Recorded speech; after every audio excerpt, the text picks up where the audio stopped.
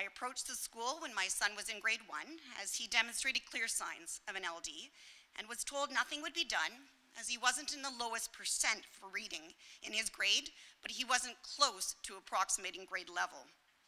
Over time, I've been told that my child just needs to work harder, be more motivated, and yet he works exceedingly hard at attempting to decode written material, and extra effort isn't the solution.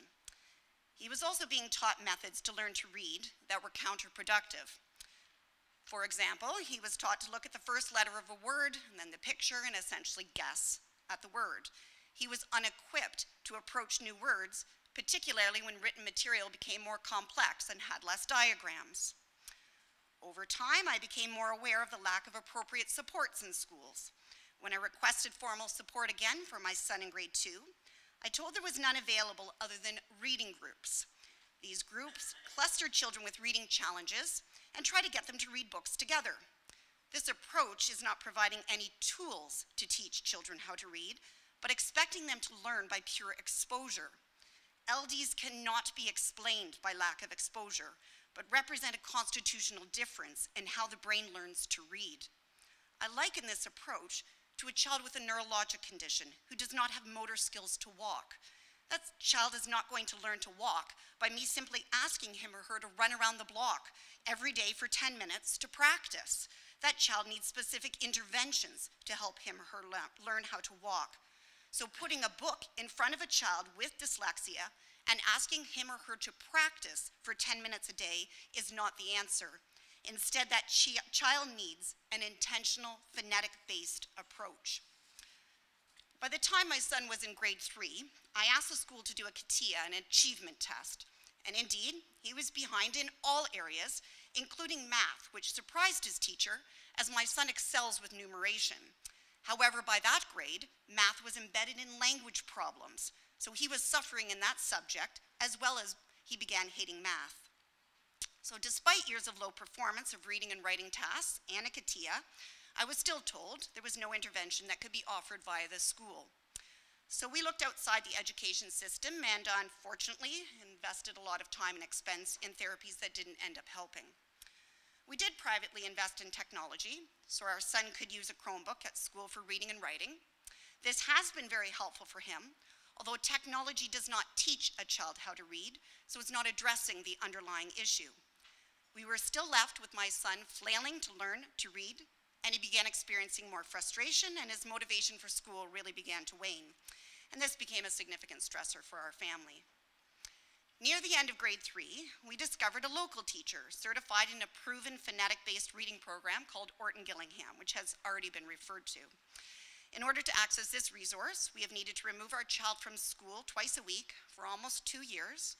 It's been very effective, although he's missing other school material when he leaves, and it's privately funded. It was also started much later than ideal intervention, which would have been kindergarten or grade 1, which likely would have resulted in quicker remediation.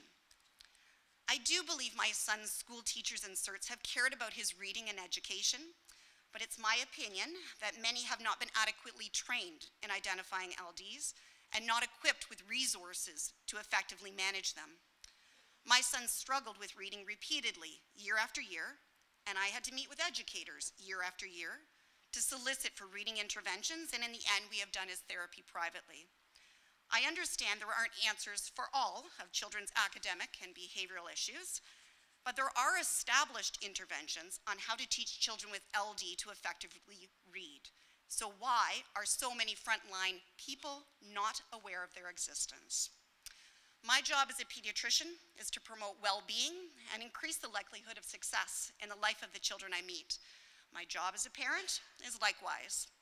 It's well established that children with LDs are at an increased risk for poor outcomes, including school dropout and mental health concerns. LDs are a common problem, and we must make the interventions that can dramatically change the trajectory of a child's life easily available for all children. I'm optimistic that this inquiry will provide positive change within the classroom of our students, including evidence-based reading instruction, early universal screening in kindergarten or grade 1, and early intervention with phonetic-based programs. These children represent our potential of our future, and need to be invested in appropriately. Thank you.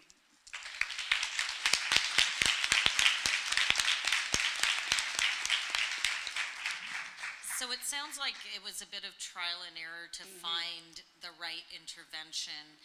And I'm wondering, when you were in the school setting, did the experts, the special education teachers or any of the teachers, even though they didn't have those resources, were they able to direct you to the type of instruction that would be useful for your child? Or was that something you just sort of stumbled upon in your own research? The short answer is no. I actually, again, the school has been very receptive to anything I've brought to them, but essentially has not provided me with any direction over time. You mentioned that as a pediatrician, you see a lot of patients who have LDs and you see them again. Can you, it's speculative, I know, but what do you think would happen if we were able to resolve these situations so that kids are learning to read and they're not having to come to pediatricians? Do you have a sense of whether you'd be seeing a lot less kids and the system would be spending a lot less money? Absolutely. And so obviously we care here because we have obviously personal investments, all of the speaker, and I'm sure for many in the audience. But it's been alluded to in terms of economics, and that's for the child and the family. People have mentioned that they've had to take time off work, personal expense. But there's, take a step back, and the medical system is also a very burdened system. And when I finished my training in pediatrics, I was trained to deal with medical issues, not developmental and behavioral issues. In my first few weeks, I had a patient talking about an IEP, and I'd never heard the term. Now, that's about 15 years ago. Since then, I've had to become very educated in this area, but it's a significant shift for our profession that 20, 30 years ago, that's just not what medicine dealt with. Because it's publicly funded, that's what we deal with because it's what people can access. But unfortunately, in the situation of LDs, we are not equipped to manage that. And so we're often left with families coming back desperate for us to do something, and we're having to redirect them saying, that's not my expertise in training. You must go to the school. Now I have a better insight, perhaps encouraging them that they have to advocate very strongly and not just trusting that the educational system will fill in that gap. Thank you. Thank you.